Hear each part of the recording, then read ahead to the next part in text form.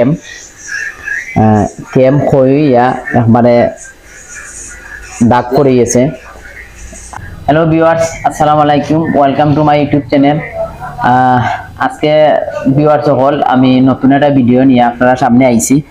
আর ভিডিওটা হয়েছে গিয়া মূলত হয়েছে গিয়া যে আপনারা দেখতে পারা FZ-V3 বাইক। তো বাইকটার ইঞ্জিনের সাউন্ড নষ্ট হয়ে গেছে, আর আমার কাছে ইঞ্জিনের সাউন্ডটা স্মুথ কইরা দিবার লাগে আমার এক ছোট ভাই তুফাইল আহমেদ বাইকটা লইয়া আইছে।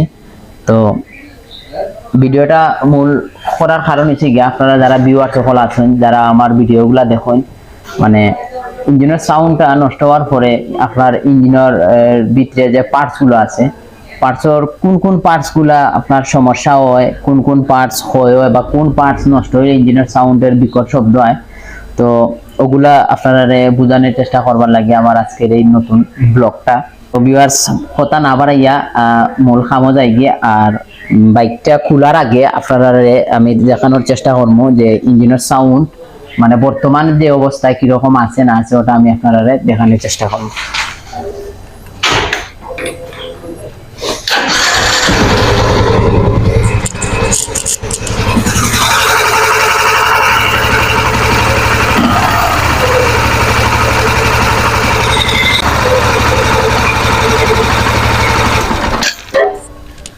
তো ভিউয়ার্স তখনও মানে বুঝছই না আপনারা, খুব বিশ্রী একটা শব্দ। আর পুরা ভিডিওর সাথে থাকবা আমরা লগে, পুরা ভিডিওটা দেখলে আপনারা আশা করা যায় যে বুঝতে পারবা।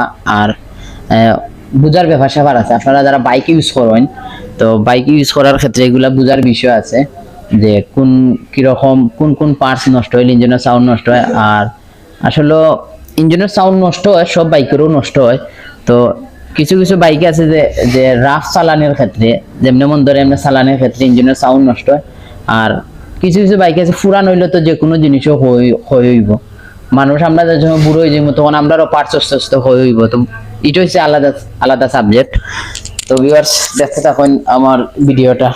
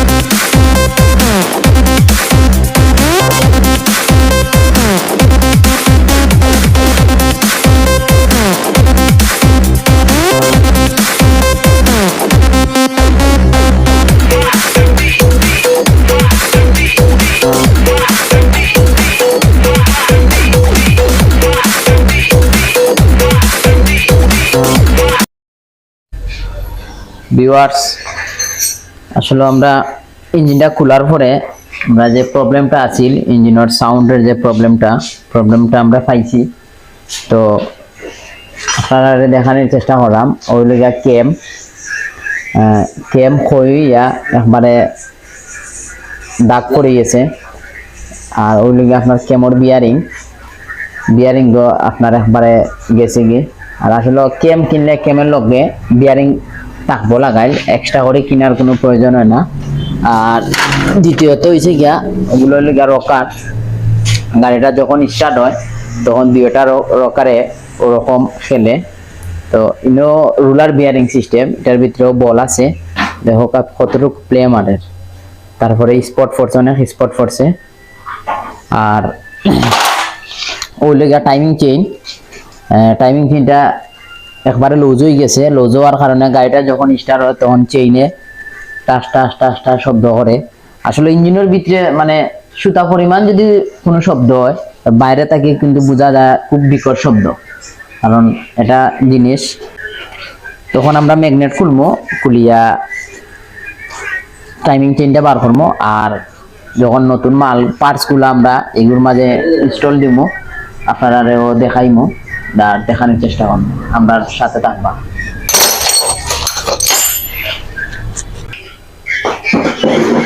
আর একটা বিশেষ কথা যেটা কইতাম চাইতাম, যে এগুলা গাড়ি কাজ করতে হইলে স্পেশালি ভাবে টুলস দরকার হয়। তো অনেক ইঞ্জিনিয়ারের কাছে এই টুলস গুলা থাকে না।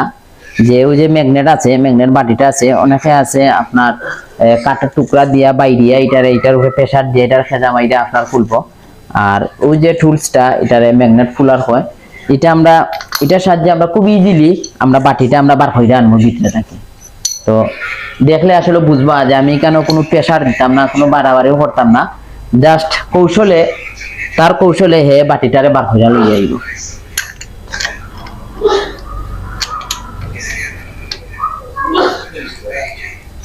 ম্যাগনেট কুলার বাটি, ওই যে ম্যাগনেট বাটিটা কুলার যে ফুলারটা আমরা কেন সেটিং করছি, এখানে এক্সট্রা একটা ডাল দিয়ে ধরাইছি। এখন এগুলো মানে চাপ দিলে অটোমেটিক বাটিটা তার ফ্রি হইয়া বার হইয়া আইব।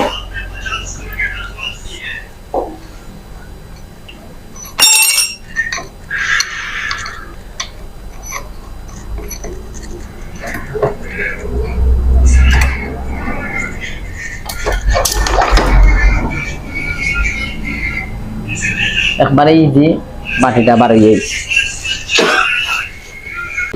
তো গতকালকে আমরা বাইকটা খুলছিলাম, আর আজকে বাইকের যে স্পেয়ার পার্টস গুলা যেগুলা ক্ষয় হয়েছে বা নষ্ট হয়েছে ওগুলো আমরা আনাইছি নতুন। কেম, অরিজিনাল কেম, তারপরে আপনার রকার, টাইমিং অ্যাডজাস্টার আর টাইমিং চেইন। এখন দেখানোর চেষ্টা করবো যে আমরা যে নতুন মালগুলা বাইকে ফিটিং করবো, তো ওগুলা আর কি দেখানোর চেষ্টা করলাম।